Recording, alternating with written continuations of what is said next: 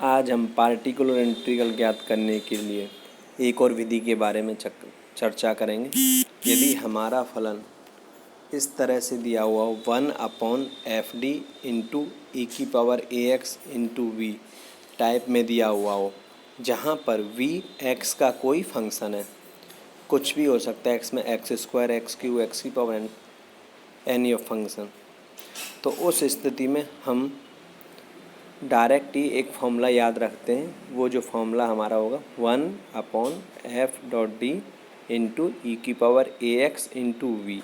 यहाँ v का मान x का फलन होगा, तो ये हो जाएगा ई की power ax dot 1/f d plus A into V, अर्थात जो ई की पावर ax मान है उसके a के मान को, चाहे वो नेगेटिव हो चाहे पॉजिटिव, प्लस a करके रख देना है जो d का मान दिया हुआ है, और शेष बचा हुआ फंक्शन है उसे v के रूप में लिख देते हैं, और शेष ये स्टेप आगे भी यूज करते हैं। जो समीकरण 2 है ये हमारा अभिष्ट मान है, ये हमें फॉर्मूला याद रखना है। और फिर से हम जो पूर्व में विधि बताई गई हैं उनमें से किसी भी विधि के माध्यम से इस 1/f d plus A into V को सॉल्व किया जा सकता है। उदाहरण की सहायता से हम इसे समझने का प्रयास करेंगे। आपका d² minus 3d plus 2 into y equal to e की power x upon 1 plus e की पावर x दिया हुआ है। इसे देखने से प्रतीत होता है कि pi जो qx वाला भाग है वो नॉन जीरो है, अर्थात इसका भी हमें pi ज्ञात करना है। तो सर्वप्रथम दिए हुए समीकरण का हम सहायक समीकरण निकालेंगे। d के स्थान पर m पुट कर देंगे, तो m² minus 3m plus 2 equal to 0।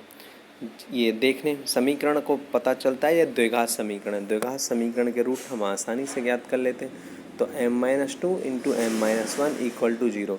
तो m के दो मान प्राप्त हुए, m1 और m2। क्या हुए? 1 और 2। यहाँ पर हम देखते हैं 1 और 2 वास्तविक एवं अलग अलग मान है, अतः इसका CF हो जाएगा C1 इंटू ई की power x plus C2 into ई की पावर 2x। अब हम इसका PI ज्ञात करेंगे। तो PI ज्ञात करने के लिए सर्वप्रथम 1/d-2 इंटू 1/d-1 इंटू ई की power x upon 1 plus e की पावर x। हमारा फॉर्मूला था ई की पावर ax इंटू वी। तो यहाँ पर हम देखते हैं कि ई की पावर x तो हो गया और v की जगह क्या, 1 फंक्शन ऑफ x, तो 1/1 प्लस x ई की पावर x का फंक्शन हो गया। तो 1/d-2 इंटू d-1 को आंशिक भिन्न में ब्रेक करने पर तो 1/d-2 माइनस 1/d-1 इंटू ई की power x upon 1 plus x। तो ई की power x upon 1 plus e की पावर x को दोनों के साथ ऑपरेट करने पर हम देखते हैं 1/d-2 इंटू ई की पावर 2x अपॉन ई की पावर x 1 प्लस ई की पावर x। ऐसा इसलिए किया है ताकि समझने की दृष्टि से सुविधा हो जाए। तो ई की पावर 2x का ई की पावर x का ऊपर मल्टीप्लाई, ई की पावर x का नीचे मल्टीप्लाई, माइनस 1/d-1 इंटू ई की power x upon 1 plus e की पावर x। तो ई की पावर 2x को हमने कॉमन ले लिया, तो ई की जगह d की जगह क्या रखना था, d प्लस ए। तो d की जगह d प्लस ए रखेंगे तो क्या हो गया, d प्लस 2। तो 2 रखते ही ये 2 और ये -2, तो कैंसिल 2 से 2, तो क्या बचा 1/d इंटू ई की पावर 2x आ गया, 1/d इंटू वी का मान क्या है 1/e की पावर x 1 प्लस ए, माइनस वहाँ e की पावर x है 1 रखा तो कितना आ गया, d का d प्लस 1 किया, -1 से d कैंसिल, तो 1/d ई की power -x into 1/d upon 1/e की पावर x। तो 1/d का मतलब क्या होता है, दिए हुए फलन का समाकलन करना। तो e की पावर इंटीग्रेशन 2x इंटू इसको इसके साथ 1/e की पावर x माइनस e की पावर x 1/d, एक टर्म कैंसिल, इसका एक टर्म कैंसिल, तो ये क्या गया 1/e की power x minus plus 1/1 plus ex minus e की power x into 1/1 plus ex dx। तो e की पावर ex का समाकलन e की पावर x, इसका मल्टीप्लाई कर दिया, सॉल्व करके मान देखते हैं कि क्या कॉमन आए। इन दोनों में से कॉमन वैल्यू ले ली, e की power x 2x plus 1 common, तो इंटीग्रेशन 1/1 प्लस ex आ गया। और हम जानते हैं कि इस तरह के समाकलनों को कैसे हल किया जाता है, डायरेक्टली लॉग तो ई की power x minus log 1/x का मान होता है log x, और ई की पावर एक्स का वापस से कर देंगे तो शेष आ गया ई की पावर माइनस एक्स इंटू ई की पावर 2x प्लस ई की पावर एक्स इंटू लॉग ई की power x upon 1 plus e की पावर। सी एफ तथा पी आई का योग कर दिया जाए तो हमें व्यापक हल प्राप्त हो जाता है। अन्य उदाहरण की सहायता से भी समझने का प्रयास करेंगे। समीकरण का सहायक रूप दे रखा है, एक इक्वेशन दे रखी है d square plus 4d minus 12 into y equal to x minus 1 into ई की पावर 2x। सहायक समीकरण निकालने के लिए डी के स्थान पर है M square plus 4m minus 12 equal to 0। अब ये हो गया m plus 6 into M minus 2, तो m के मान आ गए 2 और माइनस 6। ये दोनों मान वास्तविक हैं और अलग अलग हैं, तो इसका शेप c1 इंटू ई की power m1x plus c2 into ई की पावर m2x। तो c1 ई की power 2x plus c2 into ई की पावर माइनस 6x। अब पी ज्ञात करना है। पी ज्ञात करने के लिए 1/fd इंटू एक्स इंटू ई की पावर एक्स, ई की power X into V form में लिख दिया। तो 2x था तो ई की पावर 2x बाहर, तो D square plus 4d minus 12 को इसको इस हिसाब से सेट कर लिया फैक्टर फॉर्म में बनाने के लिए, डी प्लस 2 का whole square plus 4 D plus 2 minus 2 X into 1। अब यहाँ पे देखते हैं कि ई की पावर 2x, तो ये का मान 2 है तो डी की जगह डी प्लस 2 इसलिए रखा ताकि ये कैंसिल हो गया हमारा डी स्क्वायर, तो डी की जगह क्या रखा डी प्लस 2 मान आ गया। तो हमारा क्या बचा D square plus 8d into x minus 1। यहाँ पर हम ये जो मान है इसको अपने हिसाब से समझने की दृष्टि से इस तरह के फॉर्मेट में बना लेते हैं। तो इसका मल्टीप्लाई ई की पावर 2x अपॉन, अब ये क्या हो गया यहाँ पर एल्फा डी वाले फॉर्म में आ गया। एल्फा डी वाले फॉर्म में आने से किसको कॉमन लेना है एल्फा, तो 8d कॉमन लिया तो क्या गया 1 प्लस डी से डेंग कैंसिल, तो डी अपॉन 8 अब इंटू एक्स माइनस 1। अब नीचे रहेगा 1/8d 1/1 प्लस डी अपॉन 8, इसे नीचे से ऊपर ले जाएंगे तो ऊपर ले जाने पे हो गया ई की power 2x into 1/8d into 1 plus D upon 8, overall गया माइनस इनवर्स एक्स माइनस 1।